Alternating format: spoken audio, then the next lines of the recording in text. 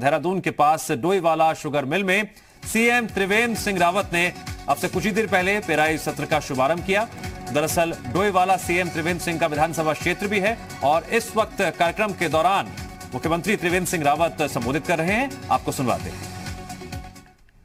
जनपद में बड़े बड़े किसान हैं, हमने ऑनलाइन पेमेंट किया और 24 घंटे में भी हमने पेमेंट किया अपने किसानों का। हमने जो खाद को भी हमने डीबीटी सिस्टम से यानी ऑनलाइन हम खाद का हमने पेमेंट और खाद का ऑनलाइन सिस्टम हमने अपने राज्य में लागू किया। आज हमारे जो दुग्ध उत्पादक किसान हैं उनका भी हम ऑनलाइन पेमेंट कर रहे हैं, डीबीटी कर रहे हैं, यानी कि नगद देना ही नहीं है, सीधा खाते में पैसा जाए, ताकि जो कई बार संभावनाएं होती हैं कि पैसा समय पर नहीं पहुंचता, कई बार शिकायत भी आती है कि हमारा पैसा पेमेंट नहीं हुआ है, विभाग कहता है कि हमने कर दिया है और इसी में जांचें चलती रहती हैं। हमने कोशिश की कि हमारे किसानों का जो भुगतान है वो उनके सीधा उनके अकाउंट में जाए, ताकि कोई संशय न रहे, पूर्ण पारदर्शिता के साथ किसानों का भुगतान किया जा सके। हमने आज जो धान की फसल की खरीद चल रही है, मैं भी 3-4 दिन पहले उधम सिंह नगर गया था और मैंने अपने किसानों से कहा कि हम 1 हफ्ते में आपका टोटल पेमेंट हम आप कर देंगे। आज जब बिल्कुल विपरीत परिस्थितियां आप लोग सब महसूस कर रहे हैं, पिछले 8-9 महीने से देश में कोविड के कारण तमाम अर्थव्यवस्था ध्वस्त हुई है, इनकम के सोर्स ये कम हुए हैं, अब थोड़ा ठीक हुई है, लेकिन अभी भी अगर हम पिछले वर्षों की तुलना में देखें तो आर्थिक स्थिति अभी बहुत ठीक नहीं है।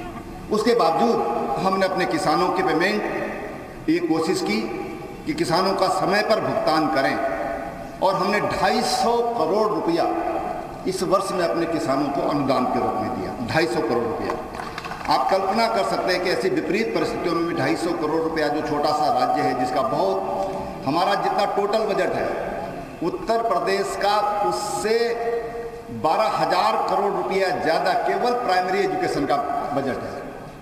12,000 करोड़ रुपया केवल प्राइमरी का ज़्यादा है।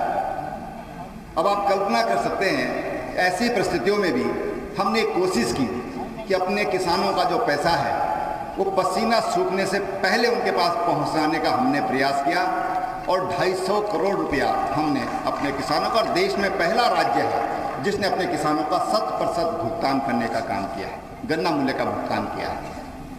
यहाँ तक कि हरिद्वार जनपद में एक प्राइवेट शुगर मिल है, वो बंद पड़ी हुई थी और हमने उनको अपनी गारंटी पर, स्टेट ने उनकी गारंटी ली, उनको ऋण दिया।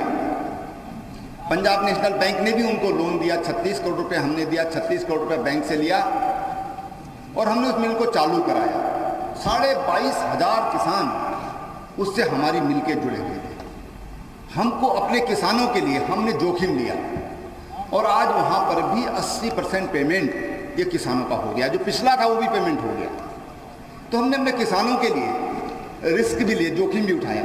माना कंपनी भाग जाती तो लोग कहते कि तरह तरह के आरोप लगाते सरकार के ऊपर, क्यों दिया, कैसा दिया, ये जो हमारे पत्रकार मित्र यहाँ पर खड़े हैं ये तरह तरह की बातें कहते हैं। लेकिन हमने जोखिम लिया, हमारे 22,500 किसान उससे जुड़े हुए थे, हमको उनकी हित की चिंता थी।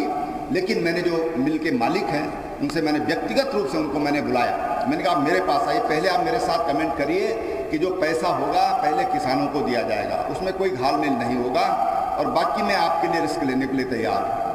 और हमने रिस्क लिया, उन्होंने भी हमारे साथ जो वायदा किया था वो निभाया और आज वहाँ पर किसानों का पेमेंट हो रहा है। अब सवाल है कि जो गन्ना है, प्रेम जी ने एक बात कही, आप लोगों ने कितना ध्यान दिया कि रकबा घट रहा है। मिल तब जिंदा रहेंगी, तब हमारे जो कर्मचारी हैं उनको रोजगार उनका बना रहेगा, तब जो व्यापारी इससे जुड़े हुए हैं वो तब इससे जुड़े रहेंगे कि जब गन्ना। अब किसानों से मैं ये अनुरोध करना चाहता हूँ कि हम जो भी अर्ली वैरायटी आ रही है, जो आधुनिक जो रिसर्च हो रही है, बहुत अच्छा आज पिछले 10-15 सालों में मैंने देखा कि जो प्रोडक्टिविटी है, जो उत्पादकता है, वो एक सी आज फसलें आ रही हैं गन्ने की, एक सी किस्में आ रही हैं जो कि बहुत अच्छा शुगर दे रही हैं, अच्छा उनमें उत्पादन दे रही हैं। तो हम थोड़ा अपने, जब हमारे पास रकबा घट रहा है तो हम हाई यील्ड वैरायटी उनको हम लोग अपनाएं ताकि ये शुगर मिल जिंदा रहे। ये शुगर मिल केवल किसान नहीं बल्कि किसानों पर मेरा एक बड़ा स्पष्ट सोच है कि शहर और गांव ये दोनों एक दूसरे पर निर्भर है। अगर हम ये सोच नहीं रखेंगे तो गांव के बगैर शहर जिंदा नहीं है, शहर के बगैर गांव जिंदा नहीं है। गांव के किसान की जेब में पैसा होगा तो प्रेम जी की दुकान पे जाके कुछ खरीद लेगा, अब पैसे ही नहीं तो प्रेम जी की दुकान कहाँ से चलेगी? सीधी सी बात है। तो हम एक दूसरे पर निर्भर हैं। किसान की जेब में, किसान गांव की ग्रोथ, गांव का विकास और शहर का विकास, गांव का विकास होगा तो खरीदार की जेब में पैसा होगा, खरीदार की जेब में पैसा होगा तो फिर मार्केट भी हमारी चलेगी। इसलिए हमारी दोनों की जो निर्भरता है ये पारस्परिक निर्भरता है, एक दूसरे पर हम निर्भर करते हैं। और उसी सोच के तहत हमने कोशिश की कि किसानों के लिए हमने पहले साल हमने 2% पर 1 लाख रुपए तक का ऋण दिया, अगले साल हमने 0% पर दिया, इस बार हम 3 लाख रुपए तक का ऋण अपने किसानों को दे रहे हैं। समूहों को हम 5 लाख रुपए तक का ऋण बिना ब्याज का दे रहे हैं। और तमाम आज हमने अनेक ऐसी योजनाएं चलाई हैं जो रूरल ग्रोथ सेंटर, आपने थानों में देखा, वहाँ पर एक कृषि पर आधारित ग्रोथ सेंटर है, एक जो बिजली के उपकरण बना रहा है। ऐसे हमने 100 से ज़्यादा सेंटर अभी तक हमने 1 साल में ये बनाए हैं।